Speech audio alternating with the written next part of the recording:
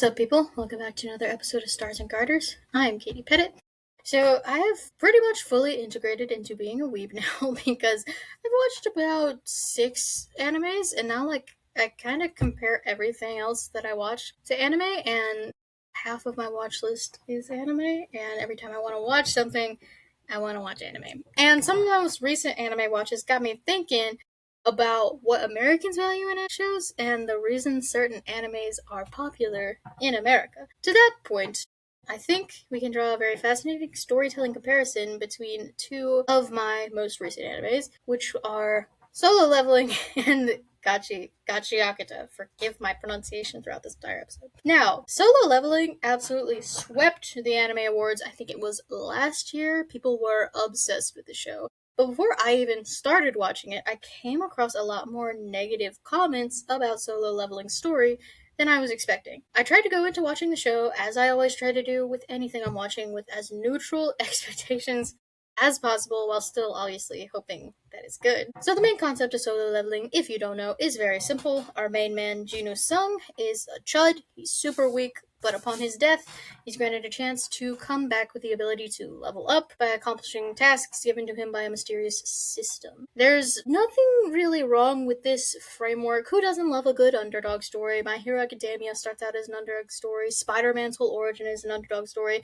It's a tried and true method. The important thing to get right in this kind of story is to show us how getting stronger and gaining power changes our protagonist as a character. I'll get back to whether or not Solo Leveling does this in a second. However, I want to point out that I think this show takes a big risk in another key element of the plot that's literally introduced in the opening seconds of this show.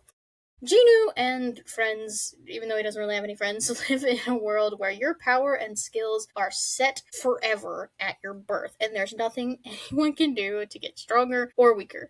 That is a brave choice on the writer's part, because if your characters literally cannot become better through honing their skills and strength, you've already knocked out an entire mode of progressing them at all as characters. Sure, there are many other ways to give your characters arcs, but if they can't get better, what is their goal? Unfortunately for everyone but Ginu, because he's the only one who can progress at all, they end up not really having a goal, or their goals are vaguely defined at best. Now, I would argue that Ginu does get something of an interesting arc so far. He started out with the noble, very likable goal of making enough money to support his sister and finding a cure for his mother.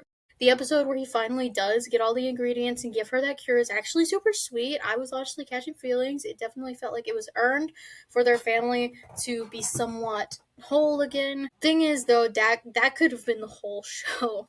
If they had made it harder for Gina to progress rather than it just being push-ups and sit-ups, they could have stretched this thing out, maybe made it a one-season show. He cures his mom. The end. I think that would have been a pretty cool show. That's not how it worked out, though. And what we have at the end of season 2, and pretty much all the episodes after he cures his mom, is a kind of boring Ginu. He doesn't have any set goals or weaknesses anymore, and his sole purpose is basically to aura farm. And hear me when I say this, the aura farming in this show is spectacular, and the animation is very nice. I love a good aura farmer. That's not the problem here. The problem is that while it's briefly addressed in one line that there might be a reason for it, Ginu has gone from this nice, smart young man who wants to save his mom from a dismissive, aloof trump card who shows up at the last minute to save the day for no other reason than he can. I do think that there's potential here, though, to show that maybe Ginu has to fight back against becoming this distant, friendless person just because he's stronger. They haven't done that yet, but there's potential. So, Gina is a fine character, but what really, really bugs me about Solo Leveling is how this show treats literally every other character who is not Ginu Sung. Yes, a strong and fascinating protagonist is absolutely vital to a good story. However, that pretty much never gives you the liberty of just leaving all your other characters in the dust.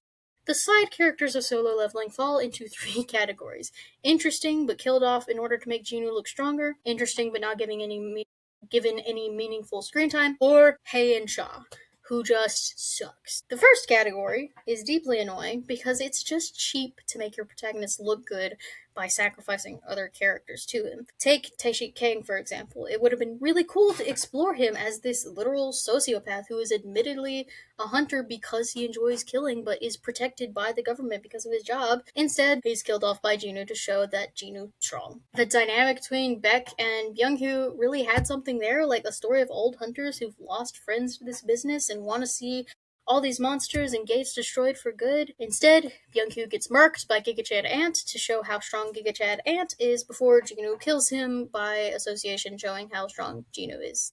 And also, Gino taking his soul for 2 minutes just to save Cha was like Loki really messed up of Gino. And then Beck turns out to be a furry, so that was just unfortunate. Anyway, the second type of side character is almost somehow more annoying, because it's one thing to give us a cardboard character that just simply isn't interesting. I think it's worse, though, to give us a character who has a lot of potential and then just not use it in the slightest. This would include Gino, who seems to have a compelling family dynamic behind the scenes, but we never get to see more than a minute of it. Admittedly, I did love the scene where Gino tells Gino that he can consider him his big brother. That was really sweet, but like it just doesn't make up for how little screen time Gino gets. You also got Jongin, who's supposedly mankind's secret weapon or something, but we never get to dive into the pressure he must have faced because of that, because he's not Ginu. Yet, both of those types of side characters in Solo Leveling do not get under my skin nearly as bad as one Hei and Cha. Most of you probably know by this point how much I love a strong female character. It was one of my best performing videos on this podcast. So, Cha is one of the worst attempted strong female characters I have ever seen. And I'm not exaggerating. And like the reason is like on the complete opposite end of the spectrum is like Bella Swan. The show constantly tells us that Cha is one of the most powerful hunters ever, but we see her fight maybe twice. Gotta hate when a character is glazed by their own show. The rest of the time she's on screen, she's sniffing Ginu, simping over Ginu, or getting saved by Ginu. That is a huge red flag for any character. If your character can't exist apart from the main character, they're not a good character. Second red flag, as previously stated, Cha doesn't do anything. The best example of this, and the most infuriating example, is when all of the hunters come together to spar while they're preparing for the raid on Jeju Island, and I thought, okay, cool, maybe we'll finally get to see what all the hype is about Cha. Then she gets into a fight for about 5 seconds, and the millisecond she gets even relatively in danger, Ginu saves her, and my gosh, I was so pissed at this scene. You cannot just tell me that this is a strong character without somehow proving it to me. And so far, Cha has given me no reason to believe that she's as strong as they say. And in the last 2 episodes, she's like, she decides she needs to get stronger, which is great, because guess what? She lives in a world where you can't. I don't know if she forgot, but she lives in a world where there's actually no growth allowed. So my prediction is that she's going to continue sucking in later seasons. Now, this may seem contradictory to everything I just said, but I don't hate the show. I think the action is incredible, and it did have some nice story beats. The voice actors here are quite honestly too good for this show. Like, Alex Slay kills it every time he speaks, and I think he deserves a better show, which he probably has somewhere, because anime VAs are in everything. Also, I truly believe that a show or a movie or whatever doesn't have to have a good story to be a good piece of media, because some shows and movies have different purposes in existing. Take my all-time favorite movie, Tommy Boy, for instance. I'll be the first to say that it's not some incredible story, but that movie's purpose is to be a comedy, and it does that flawlessly. Solo Leveling, I believe, won the Anime Award for Best Action Series this year. I could be wrong, but that's because that's what it is. It's an action show, and I think it does that well. And the greatest thing about this show is that it's unfinished, so maybe it could get really good in season 3. Maybe this system will be revealed to be something super deep and interesting. Maybe Gino and Jongin will have their stories actually fleshed out. Maybe Ginu's dad is gonna be something interesting, but as it stands, Solo Leveling is ultimately kind of like candy. It's like a fun little treat with a lot of good things about it, but it's not really doing anything for me because I like a deeper story, so like I don't want to go back to it that much. Now, let's compare the ultimately lackluster story of Solo Leveling to another anime that I was watching at the same time, Gachiakuta. Again, forgive me for my pronunciation. It took me a while to get what this story was really about when I first started watching it. And I didn't think it was gonna be that deep at first, to be honest. I was like, okay, it's like the whole show is a metaphor for people who are treated like trash. Like, it's not the most interesting thing, like, it's something, but I wasn't like super interested. Like, whoa, what a premise. Honestly, the main appeal of the show for me for the first few episodes was the fact that it was very literally a show about trash fighting. Like when Rudo first fell in the pit, I was thinking, please let him fight a trash monster, and then immediately a trash piece appeared, and he fought it with trash, and I loved that. But I slowly started to realize that the story of Gachiakuta actually goes a lot deeper than I had originally thought. Turns out I was right about the whole thing being a metaphor for people being treated like trash, but I didn't expect the show to turn that into such a meaningful foundation for the story. Because ultimately, Gachiakuta is a story of found family. Your classic group of misfits comes together and learns the power of friendship. We see this most clearly with Rudo, our protagonist, because he was very literally thrown into a pit of garbage because nobody really cared about him in the sphere. When he comes down into the pit, he's mouthy and rash and angry all the time, which is honestly fair because he's known so little kindness in his life. But the thing that starts to change him and allows him to believe that he can trust some people and have good, real friendships is that he meets other people who know what it's like to be treated like garbage just like him. We only get a glimpse of Rio's backstory, but she's clearly come out of a very dark life that she's still trying to shake off. Zonka, my beloved, who started out on a path to being one of the elite Hellguard, became friendless and unwanted once someone better than him showed up and completely wrecked his pride. Engine's backstory is currently unrevealed, but he's clearly been some stuff, and he's the first one who cares about Rudo and introduces him to the cleaners and treats him something like a little brother. But obviously, the biggest revelation for Rudo comes when he and the cleaners meet Amo. Amo's story is really what made me realize that this show was deeper than I thought. Obviously, her story is very dark and disturbing, but like the trafficking and the abuse are kind of the ultimate way you can look at another human being as garbage. And witnessing what Amo had to experience to make her the way she is and make her all messed up led Rudo to understand that even though he's suffered a lot, so have others around him. Instead of taking out his anger on anything he can actually choose to help others who have also suffered. At the end of season 1, aka the only season right now, Rudo's still very immature. I mean, he's 15. But he's had this vital mindset shift from being only dead set on getting revenge on those to hurt him to helping out his newfound family and protecting those who can't protect themselves. Like, low key, sometimes the power of friendship is actually an awesome theme, and I think this show does it really well. In one of those last few episodes where Zodal is trying to convince Rudo to join him, and he's telling him that he's all alone, and then Engine sails in on his umbrella like Mary Poppins, I was like, heck yeah, power of friendship, sucker.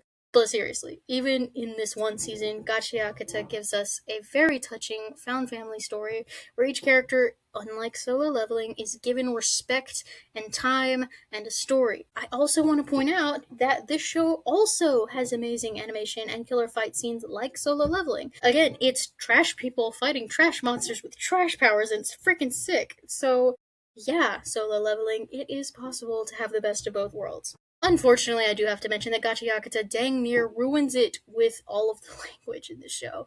I know they try to pass it off as like, oh, Rudo's just a mouthy kid, but like, one, you can characterize him in that way without just making him cuss all the time, and two, it's not just Rudo doing it. Like, Zonka's got a foul mouth too for like no apparent reason. And it's not an unbearable amount of language, but it's deeply annoying. Like, I honestly might not rewatch the season because of it, unless I get clear play or something, which I can't do because I'm a brokey. Hopefully, as Rudo matures, he will get less mouthy, which will hopefully make for less language in the show. But ultimately, Gachiakuta is a very, very deep and well written story. So, what's interesting about all of this is that, story comparison aside, these two animes got me thinking about how honestly lacking American animation has been recently. Like, I'm sure I have a somewhat biased feed, maybe not even just somewhat, but I've seen way more talk about, like, Solo Leveling alone than I have about any American animation recently. And it seems to me that Americans have been enjoying Japanese animation a lot more than their own lately. It's to the point where I'd honestly rather have a Japanese studio like MAPPA produce the Epic the Musical movie that's coming out than any other American animation studio. Because what do recent American animated shows and movies have in common? The animation looks smooth, not particularly interesting, but like good by like certain standards. It's good animation. Budget is 80% spent on big name actors trying their hand at voice acting, and they don't get talked about for more than like a month, even if it's considered really good. Even Invincible, one of the most popular American animated shows, is getting dragged for how crappy their animation is, and they have a bigger budget than most animes. So maybe American animators should take a few pointers from anime like these. We don't want The Rock and Aquafina voicing every character, and we don't want super meta stories about very specific social issues that everyone's gonna forget in a month. We want quality animation that gives big moments in battles the visuals that they deserve, and we want stories that will touch anyone who watches because they're about human struggles and hope, and not just this one little topical issue of the month. So, that's my spiel. Thank you for listening or watching, and make sure to subscribe and follow. Make sure to share. Make sure to share your thoughts in the comments about Solo Leveling, or Gachiakuta. Tell me if I'm missing the big story point of Solo Leveling. And yeah, I will see you guys next time. Bye bye.